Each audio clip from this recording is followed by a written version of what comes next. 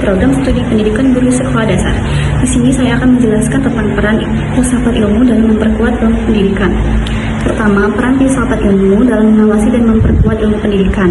Nah, filsafat ilmu berfungsi sebagai pengawas internal bagi ilmu pendidikan untuk memastikan bahwa disiplin ini tetap berada pada jalur ilmiah yang jelas dan benar.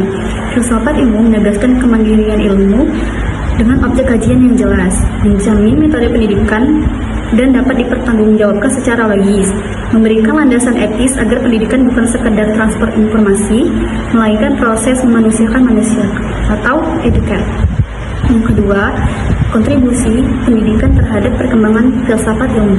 Hubungan ini bersifat mutualis. Pendidikan yang bermakna dan bernilai memberikan kontribusi yang baik kepada filsafat ilmu dengan cara: 1. Pendidikan memberikan ruang praktis bagi filsafat ilmu untuk menguji teori-teorinya.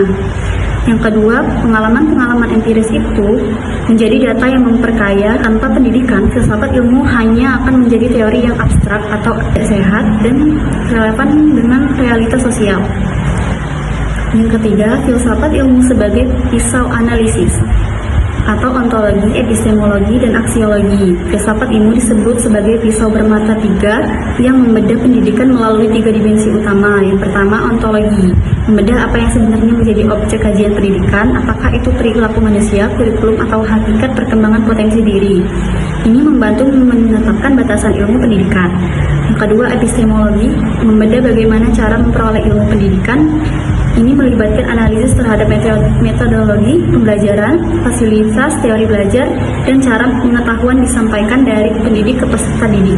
Yang ketiga, aksiologi, membedah untuk apa ilmu pendidikan itu digunakan, yakni mencetak manusia yang bijaksana dan meningkatkan kemakmuran bagi bangsa.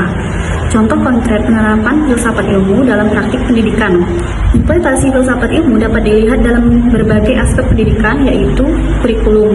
Penerapan landasan epistemologi dalam menyusun kurikulum, misalnya menentukan apakah kurikulum harus berbasis pada penguasaan materi atau pada perkembangan bakat minat siswa.